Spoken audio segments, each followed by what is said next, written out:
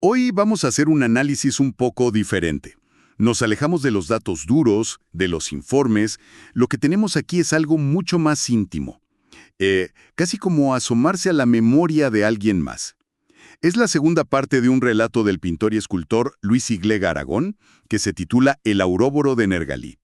Y nuestra misión, por así decirlo, es sumergirnos en los recuerdos que tiene el artista de una mujer, Nergalí.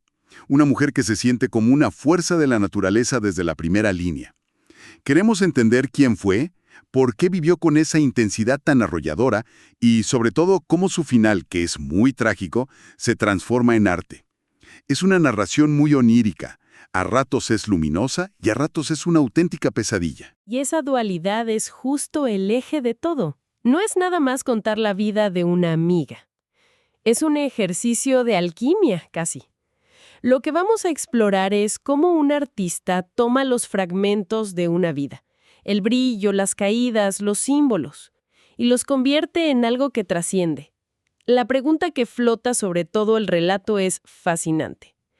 ¿Puede el arte rescatar una vida del olvido? Para intentar responderla vamos a seguir 3 pistas. Primero, la figura casi mítica de Nergalí. Segundo, los extraños presagios que marcaron su destino. Y claro, ese poderoso símbolo que le da título a la historia, el uróboro, la serpiente que se muerde la cola. Pues empecemos por ella, por Nergalí. El retrato inicial es abrumador. El narrador la presenta como un espíritu absolutamente libre. Alguien que, y cito, cuando se le ocurría se iba a Nueva York, a Sao Paulo, a cualquier parte. Tenía casas en Miami, en Acapulco. Su vida suena a una fiesta interminable. Pero hay una escena que la captura por completo, en Acapulco. Un amigo de ambos, Rubén, se arrodilla ante el cuerpo desnudo de Nergalí en la playa y la describe como ante una mitológica sacerdotisa consagrada. Es una imagen poderosísima para empezar, ¿no?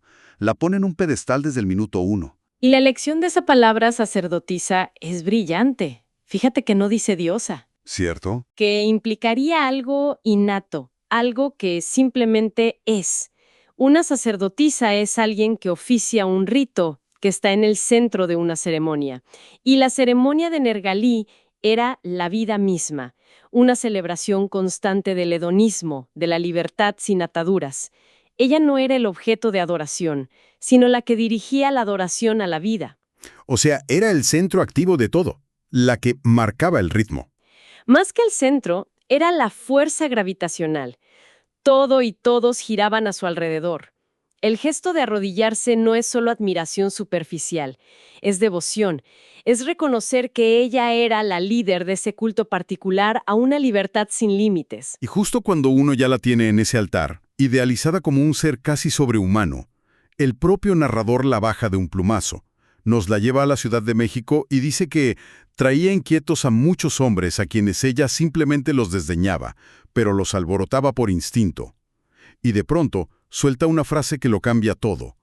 Se pregunta si esas actitudes eran artimañas juveniles o pavor al anonimato.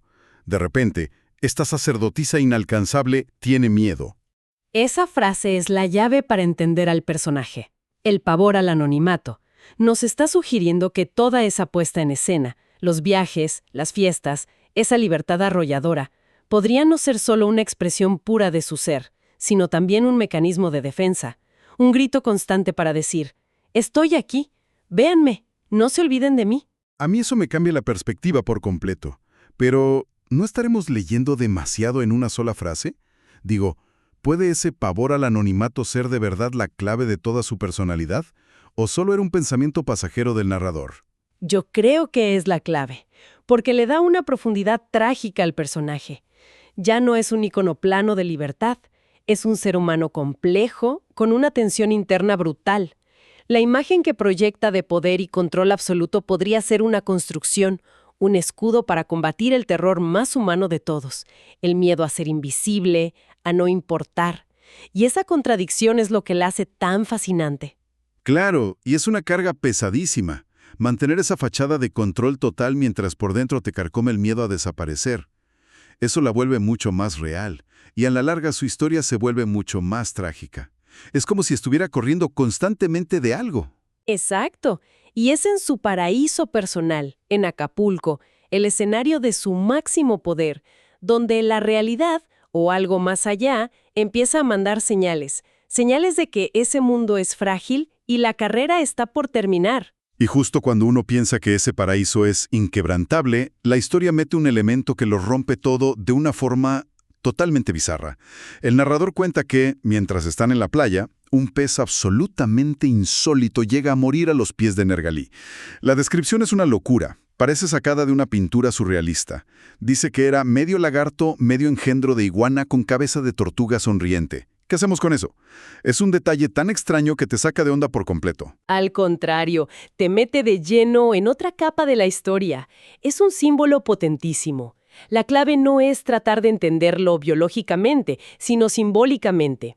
Y el detalle más perturbador es ese, la cabeza de tortuga sonriente. La muerte llega a sus pies, pero llega sonriendo, burlándose.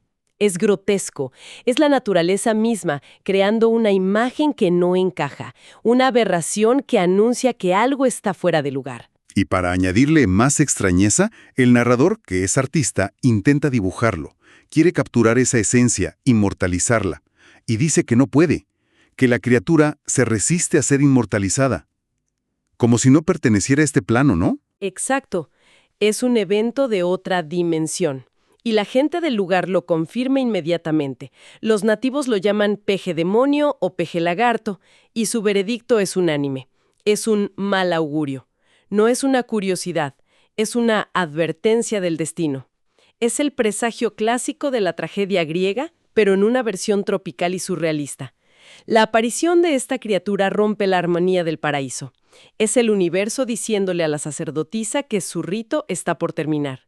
Y que el final no va a ser bonito. La sonrisa de ese pez es casi como la sonrisa del destino, que ya sabe lo que viene. La fiesta se va a acabar. Y se acaba, de forma abrupta. El narrador se aleja, se sumerge en sus proyectos de arte. Y la siguiente noticia que tiene de Nergalí es un golpe seco. Está en la cárcel. Una caída brutal, de la playa de Acapulco a una celda. El motivo, según le cuentan, es que fue detenida en la aduana con droga. Pero el narrador inmediatamente añade un matiz que es fundamental para entenderla. Sí, dice que se rumora que ella era proveedora para sus amigos adictos en Nueva York. Pero, y esto es lo que no me checa, la actividad le causaba pérdidas, no ganaba dinero. Tienes razón, eso no tiene ninguna lógica. Arriesgarse tanto para perder dinero. A menos que... A ver, ¿y si el dinero nunca fue el objetivo? ¿Qué otra cosa podría estar buscando? Justo esa es la pregunta. Y si conectamos este comportamiento con lo que hablamos antes, con su pavor al anonimato, de pronto cobra un sentido psicológico desolador. Quizá no lo hacía por dinero, sino por relevancia. Era su forma de seguir siendo indispensable, el centro de su círculo, aunque ese centro ya fuera un vórtice destructivo. Si ella era la que proveía, la que mantenía la fiesta andando, entonces seguía siendo la sacerdotisa. Una sacerdotisa de un rito mucho más oscuro. Es una visión terrible. Ya no es la líder de un culto a la libertad, sino la cuidadora de una comunidad disfuncional, dispuesta a pagar el precio de su propia libertad con tal de no perder ese rol central. Híjole, la caída es mucho más profunda de lo que parece. Sale con una hija, la acoge un amigo y el narrador va a visitarla. Y la escena que encuentra es desoladora. Es interesante que no la describe a ella físicamente, sino el ambiente que la rodea. Habla de una cuna entre velos, telas, toallas, edredones en desorden con olor a criatura. Hay una vida nueva, un bebé, pero todo a su alrededor es caos. Y a ese olor a bebé, a vida nueva, se suma otro detalle que es demoledor.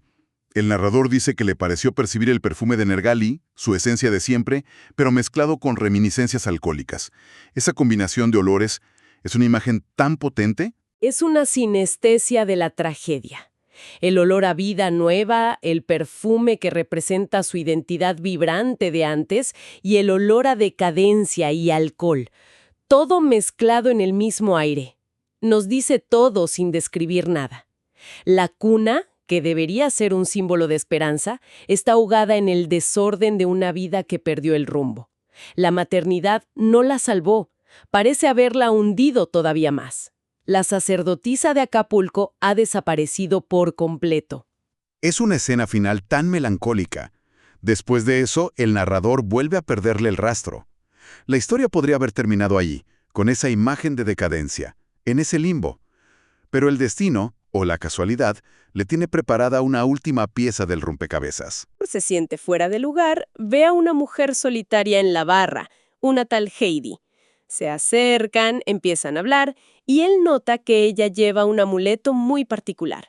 Lo reconoce al instante.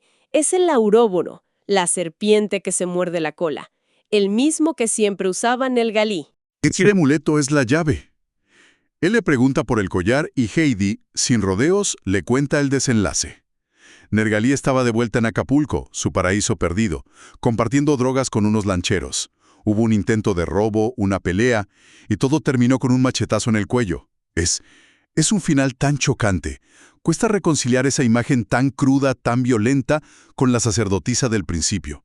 Me deja un poco sin palabras. Es la caída final y absoluta, de la figura mítica a una víctima anónima de la violencia más brutal. Pero justo en ese instante de horror ocurre algo extraordinario. El texto dice que mientras se desangraba, su último acto consciente fue quitarse el amuleto del cuello y dárselo a Heidi. Es increíble pensar en eso. Con una herida mortal, su último instinto no fue gritar, no fue pedir ayuda, fue pasar el símbolo, asegurarse de que el ciclo continuara. Eso nos habla de la importancia que tenía para ella, y es aquí donde el narrador finalmente nos explica el significado del auróboro, que él conocía por antiguos tratados de alquimia. Y esa explicación resignifica toda la historia que acabamos de escuchar. El auróboro es la serpiente que engulle su propia cola, el símbolo del ciclo eterno, de la muerte y la resurrección. De repente, la vida caótica y aparentemente sin sentido de Nergalí adquiere una estructura simbólica perfecta. Su existencia fue ese ciclo: el auge en Acapulco, la caída en la cárcel, la breve y caótica resurrección como madre, y la muerte violenta que a su vez es un nuevo comienzo. Y al pasar el amuleto, es como si ella se negara a que la muerte fuera el final. El símbolo sobrevive a la persona. La historia sobrevive. Heidi se convierte en la portadora, no solo del objeto, sino del relato de su muerte. La existencia física de Nergalí termina, pero en ese preciso instante comienza su vida como leyenda. Exacto. Es un acto de autotranscendencia brutal y poético al mismo tiempo. Y eso nos lleva a la parte final de la historia, donde todo este simbolismo aterriza de una forma muy concreta a través del arte. ¿Qué hace el narrador, el artista, con todos estos fragmentos? El recuerdo, el presagio, la tragedia y este poderoso símbolo final. Y la conexión que hace es muy directa y sorprendente. Menciona que toda esta historia, esta idea del ciclo eterno, influyó en una de sus esculturas de 1995, Mi visión del Mictlán. Y no solo eso, nos dice dónde está. En la estación de metro Barranca del Muerto en la Ciudad de México. Una obra pública que miles de personas ven cada día. Y remata con el detalle clave. La escultura incluye un crótalo y una cabeza de serpiente. La serpiente del amuleto se transforma. El símbolo privado, personal, de Nergalí se convierte en una escultura monumental y pública en el inframundo de la ciudad, que es el metro. El artista toma la historia de su amiga y la resignifica en el contexto de la mitología azteca, el Mictlán, el lugar de los muertos. Es un acto de transformación increíble. Su tragedia personal se vuelve parte de un mito colectivo. Y el relato termina con la frase que para mí es el motor de todo el texto. El narrador dice que ahora, en recuerdo de su amiga, intenta pintar un cuadro desenterrando olores, imágenes y símbolos. Es decir, todo lo que nos acaba de contar es ese proceso. El texto que estamos analizando es ese cuadro. Ahí está la alquimia. Los antiguos alquimistas buscaban convertir el plomo en oro. El artista aquí hace algo análogo. Transforma el plomo de la tragedia, del dolor, de la pérdida, en el oro de una obra de arte perdurable. La memoria de Nergalí, que podría haberse desvanecido o quedado en una nota roja, ahora está codificada en una escultura, en una pintura y en este relato que la inmortaliza. Su ciclo vital terminó con una violencia brutal, pero su ciclo simbólico se reinicia a través del arte de su amigo. De alguna forma, y gracias a él, consigue la eternidad que su amuleto prometía. Es una forma de resurrección, no religiosa, sino artística. Su esencia, o al menos la interpretación que el artista tiene de ella, sobrevive. Y eso nos demuestra que recordar no es un acto pasivo. Recordar es crear. Al contar su historia, el artista no solo la honra, sino que le da una nueva forma de existencia, una que ya no puede ser destruida. Entonces, hemos seguido el viaje de Nergalí, de sacerdotisa hedonista a víctima de una violencia brutal, encontrando una inesperada eternidad a través del arte de quien la recordó. El ciclo de su vida terminó, pero su ciclo simbólico se reinicia con cada persona que ve esa escultura o lee este relato. Al final, el relato nos deja con esa poderosa idea del arte como un mecanismo de trascendencia que rescata una historia del olvido y le otorga permanencia. Y esa frase final del narrador sobre desenterrar olores, imágenes y símbolos nos deja con una última reflexión. ¿Cuál sería? Pues me deja pensando, ¿hasta qué punto el arte puede realmente capturar la esencia de una persona que ya no está? Cuando un artista desentierra a alguien, ¿nos muestra a la persona real o una nueva creación? Una versión filtrada por su propio amor, su dolor, su memoria. ¿Es la Nergalí del relato la verdadera Nergalí o es una escultura hecha de recuerdos? Quizá al final, toda forma de eternidad es en realidad una hermosa transformación.